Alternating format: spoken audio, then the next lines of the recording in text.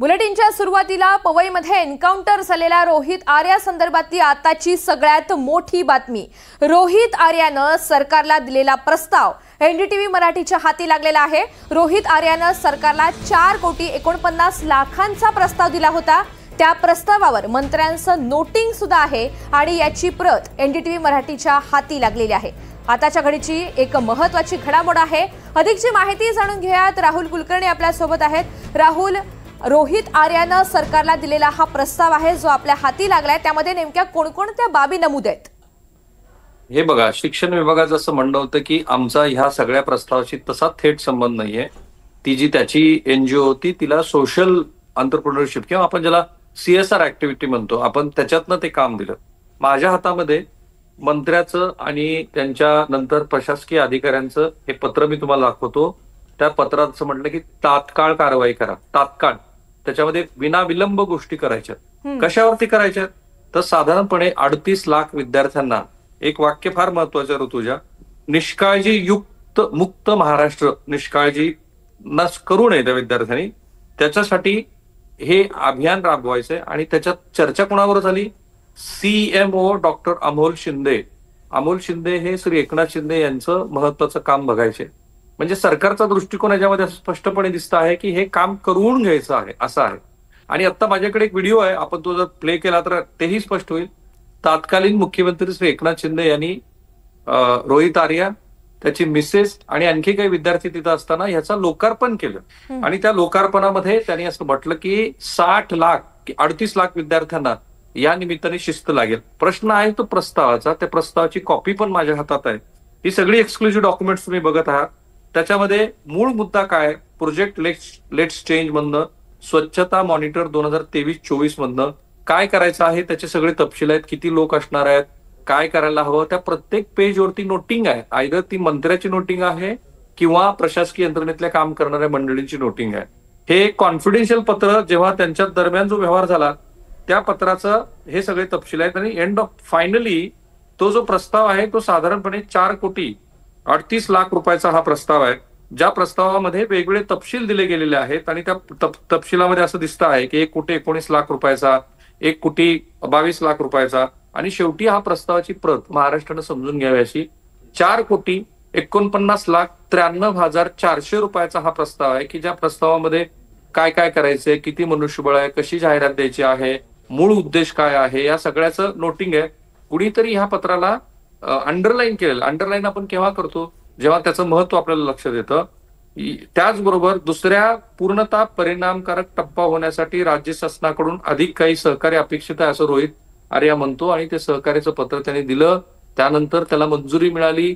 मंजुरीनंतर ते काम सुरू झालं आणि पुढचं जे कालपत्र मी ब्रेक केलं त्याच्यात 2 महत्वाची वाक्य त्यांनी म्हटली की कष्ट माझं, संकल्पना माझी, मी यंत्रणा लावली आणि माझं काम पुढे काढून दुसऱ्यालाच देऊन टाकलं। तो दुसरा कोण? अशी चर्चा आहे की याच्यामध्ये श्री दीपक केसरकर यांच्याशी संबंधित कोणी मंडळी होती का? आणि मग ते पत्र जेव्हा त्यांनी म्हटलं की माझं काम तुम्ही कोणाला तर देताय, मला पैसे द्या, 16 दिवसाचं उपोषण केल्यानंतर 25% रक्कम श्री दीपक केसरकर यांनी वैयक्तिक खात्यातनं दिली। प्रश्न असा आहे की दीपक केसरकर यांनी ही रक्कम वैयक्तिक खात्यातनं का दिली? त्याचा खुलासा दीपक केसरकर जेव्हा प्रेस कॉन्फरन्स करतील तेव्हा होईल। आणि पुढे एक वाक्य आहे ते फार महत्वाचं आहे की तेव्हाचे तर शिक्षण मंत्री होतेच होते, पण आत्ताचे शिक्षण मंत्री दादा भुसे आणि सचिव यांना मी भेटण्याचा वारंवार प्रयत्न केला, परंतु मला त्यांनी भेट दिली नाही। आता हे ते फ्रस्ट्रेशन होतं का की ज्याने अत्यंत चुकीचं आणि घातक असं पाऊल उचललं आणि ज्यामुळे चिमुरड्यांना त्यांना ओलीस ठेवलं होतं, ज्याच्यातनं त्याचा एन्काउंटर झाला।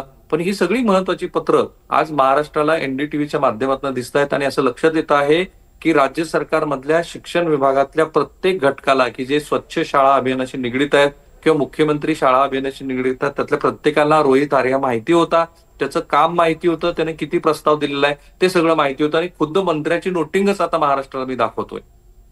अगदी राहुल, धन्यवाद सविस्तर माहितीसाठी।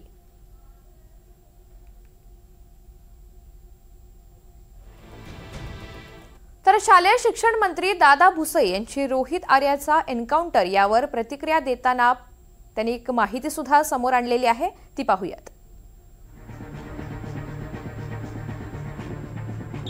रोहित आर्या यांच्या अप्सरा एंटरटेनमेंट नेटवर्क या संस्थेच्या माध्यमातून स्वच्छता मॉनिटर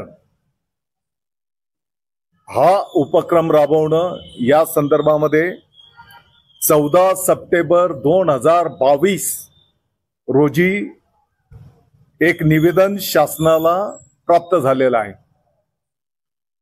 आपल्या सर्वांना माहिती आहे की शासनाचं कोणताही प्रकल्प, कोणतीही योजना राबविण्याच्या संदर्भामध्ये एक विहित कार्यपद्धती आहे. या संदर्भामध्ये असं कुठलीही प्रक्रिया रोहित आर्या यांच्या या संस्थेच्या संदर्भामध्ये दिसून येत नाही. याचा संपूर्ण अहवाल आल्याच्या नंतर आपल्या समोर आम्ही तो ठेवू. दरम्यान पवईमध्ये झालेल्या रोहित आर्याच्या एन्काउंटर नंतर आमदार दीपक केसरकर आरोपांवर आज स्पष्टीकरण देण्याची शक्यता आहे. दरम्यान काल एन्काउंटर नंतर दीपक केसरकर यांनी काय म्हटलं पाहूयात.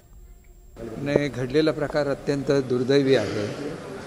रोहित आर्या हे एक स्वच्छता मॉनिटर नावाची स्कीम चालवत होते, सामाजिक कार्यकर्ते होते, परंतु त्यांनी असं टोकाचं पाऊल उचलून मुलांना ओलीस धरणं हे चुकीचं आहे आणि त्याच्यामुळे मला असं वाटतं की त्याच्यामध्ये हा पुढचा प्रकार उद्भवलेला असावा. पवईत मुलांना ओलीस ठेवणाऱ्या आणि पोलिसांच्या कारवाईमध्ये एन्काउंटर झालेल्या रोहित आर्याचा मृतदेह जे रुग्णालयामध्ये आणण्यात आलाय. आज जे रुग्णालयामध्ये कॅमेऱ्याच्या निगराणीमध्ये रोहित आर्याचं शवविच्छेदन होणार आहे. काल मुंबईतल्या पवईमध्ये ऑडिशनच्या नावाखाली 19 जणांना ओलीस ठेवणाऱ्या रोहित आर्या याचा मुंबई पोलिसांनी एन्काउंटर केला. गेल्या 5 दिवसांपासून पवईमध्ये शूटिंग ऑडिशन सुरू होतं. काल सर्व मुलांना ओलीस ठेवून आरोपी रोहित आर्या यानं व्हिडिओद्वारे माहिती दिली. दुपारी 1:15 वाजता पोलिसांना ओलीस ठेवल्याचा फोन आलेला होता आणि त्यानंतर पवई पोलीस आणि एनएसजी कमांडो यांनी मुलांची सुखरूप सुटका केली.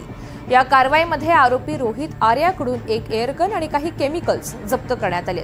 दरम्यान रोहित आर्यानं पोलिसांवर हल्ला चढवला आणि यावेळी प्रत्युत्तरादाखल पोलिसांनी रोहितवर गोळीबार केला. गोळी त्याच्या छातीत लागली आणि त्याचा मृत्यू झाला. पोलीस आता त्याच्या मागण्यांच्या बाबत चौकशी करणार असल्याची माहिती देण्यात आली आहे. दरम्यान रोहित आर्यानं आपल्या थकीत पैशांच्या मागणीसाठी 19 मुलांना ओलीस ठेवलं. रोहित आर्यानं जारी केलेल्या व्हिडिओमधून नेमकी काय मागणी होती ती पाहूयात. मैं रोहित आर्या, सुसाइड करने की जगह मैंने एक प्लान बनाया और कुछ बच्चों को इधर हॉस्टेज रखा है. मेरे कुछ ज़्यादा डिमांड्स नहीं है, बहुत सिंपल डिमांड्स है, बहुत मॉरल डिमांड्स है, बहुत एथिकल डिमांड्स है. और मेरे कुछ सवाल है.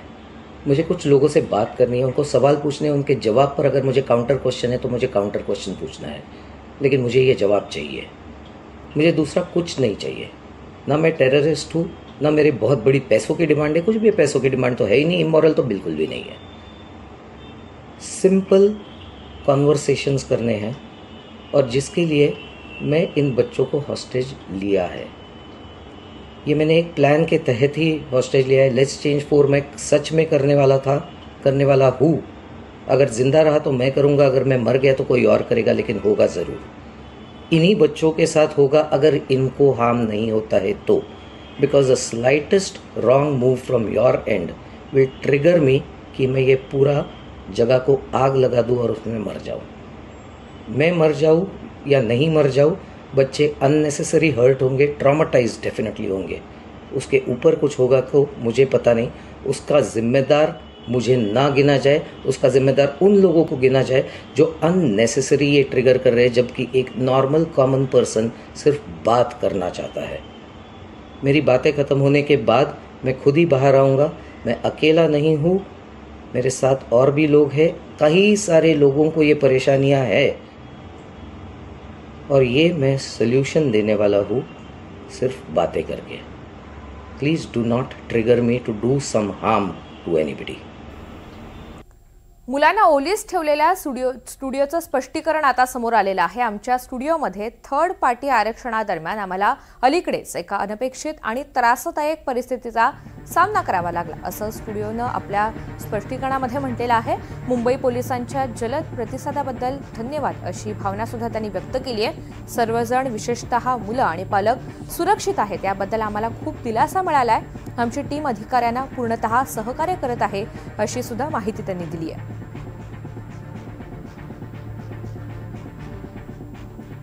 दरम्यान रोहित आर्यानं याआधी एकदा उपोषणाचं हत्यार उपसलेलं होतं. आपल्या थकीत पैशांसाठी त्यानं उपोषण केलेलं होतं. उपोषणादरम्यानचे त्याचे काही व्हिडिओज समोर आलेत. रोहित आर्या उपोषण करत असताना त्याची अचानक तब्येत बिघडली आणि त्याला अँब्युलन्समधून रुग्णालयामध्ये उपचारांसाठी पाठवण्यात आलं. रोहित आर्यानं आपल्या थकीत रकमेसाठीच हे उपोषण केलेलं होतं.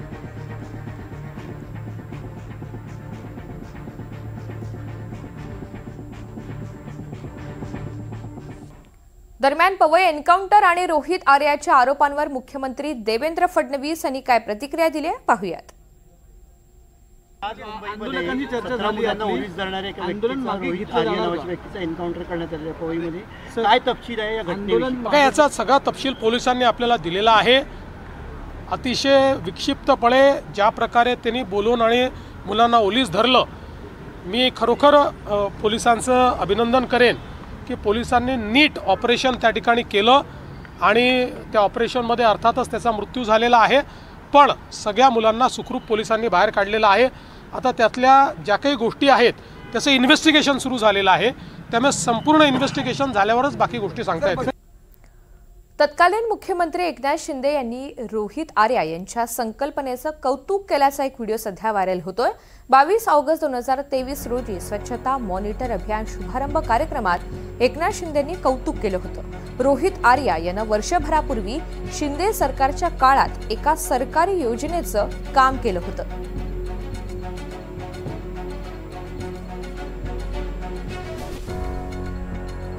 या प्रकल्पाची जे संकल्पना आणि जे संचालक आहेत ते रोहित आर्या, अंजली आर्या, सर्व शिक्षक, पालक आणि विद्यार्थी मित्रांनो, मी खरं म्हणजे आजच्या या मला माहित नव्हतं एवढा, मगाशी केसरकर जेव्हा म्हणाले की कार्यक्रमाला जायचंय, पण 64,000 शाळांचे हे विद्यार्थी किती लाख आणलेत एकत्र? 38 लाख विद्यार्थी या मोहिमेमध्ये एकत्र आले आहेत. ही छोटी गोष्ट नाही आहे.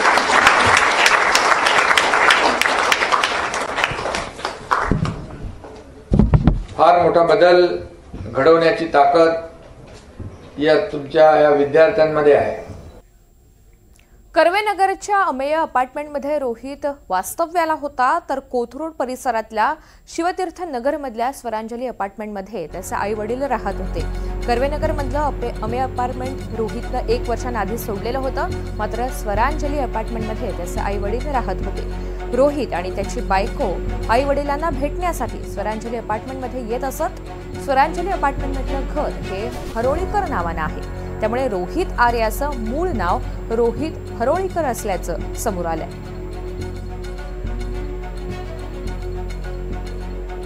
तर याच घराच्या बाहेर आढावा घेतलेला आहे आमच्या प्रतिनिधी रेवती हिंगवे यांनी. आपण पाहूयात. काल एक नाव चर्चेत आलं, ते म्हणजे रोहित आर्या. रोहित आर्याचा थेट संबंध आलाय तो पुण्यामध्ये तो अप्सरा मीडिया नावाची त्याची एक कंपनी होती, त्यामार्फत तो विविध व्हिडिओज बनवायचा आणि तो सोशल मीडियावरती टाकायचा. आणि त्यानंतर असं देखील कळालं की पुण्यातील कर्वेनगर भागात असलेल्या अमेय अपार्टमेंटमध्ये तो भाड्यावरती राहत होता आणि मागच्या 1 वर्षापूर्वीच तो तिकडनं सोडून गेलेला होता. त्याची बायको देखील पुण्यातच एका बँकेत कामाला होती अशी माहिती खरं तर कळाली. आणि त्यासोबतच आत्ता मी आलेली आहे पुण्यातील शिवतीर्थनगरमध्ये, जे कोथरूड परिसरामध्ये आहे. आणि या अपार्टमेंटमध्ये म्हणजेच स्वरांजली अपार्टमेंट हे अपार्टमेंट जिकडे ते त्याचे आई वडील इथे राहत होते, किंबहुना गेल्या अनेक वर्षांपासून ते इथे राहतात. पण सगळ्यात धक्कादायक बाब अशी आहे की या स्वरांजली अपार्टमेंटमध्ये जे फ्लॅट आहे तो AR हरोळीकर नावाने खरं तर तो फ्लॅट आहे. जर आपण इकडे या नेम प्लेटवरती देखील बघितलं तर फ्लॅट नंबर 1 वरती AR हरोळीकर असं नाव आहे. हीच ती बिल्डिंग आहे जिकडे त्याचे आई वडील राहत होते. आणि जेव्हा पुणे पोलिसांनी हा सगळा प्रकार घडला तेव्हा इकडे येण्याचा खरं तर प्रयत्न केलेला होता. मात्र आपण इथे आता बघू शकतोय की हे जे फ्लॅट आहे तो पूर्णपैकी बंद आहे आणि जेव्हा पुणे पोलिसांनी इकडे येण्याचा प्रयत्न केला चौकशीसाठी तेव्हा हा फ्लॅट बंद होता. त्याचे घरचे, त्याचे आईवडील नेमके कुठे आहेत हे अद्यापही कळलेलं नाही आहे, पण इथे कुलूप आहे आणि पुणे पोलीस या सगळ्याबाबत अजूनही खरं तर चौकशी करत आहे. तर नेमके किती वर्ष ते इथे राहत होते. खरं तर इकडच्या लोकांना विचारल्यानंतर अशी माहिती समोर आली की गेल्या अनेक वर्षांपासून ते इथे वास्तव्यासाठी होते. पण धक्कादायक बाब अशी आहे की इकडे AR हरोळीकर नावाने हा फ्लॅट आहे.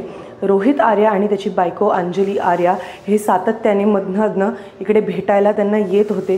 पण जेव्हा हा सगळा प्रकार घडला ते नेमके कुठे होते ह्याचा अजून पत्ता लागलेला नाही आहे. त्याचा शोध पुणे पोलीस घेत आहे आणि सगळ्यात महत्त्वाची गोष्ट म्हणजे की रोहित आर्यावरती पुण्यामध्ये कुठलाही गुन्हेगारी किंवा कुठलाही गुन्हा हा नोंद झालेला नाही आहे. तर या सगळ्याबाबत आता पुणे पोलीस तर चौकशी करतच आहे. तर आता किती वर्षांपासून तो इथे राहत होता, नेमकं अजून काय काय प्रकल्प त्यांनी केले, या सगळ्याची माहिती एकदा सगळी सखोल चौकशी झाल्यानंतरच समोर येईल. NDTV मराठीसाठी रेवती हिंगवे, पुणे.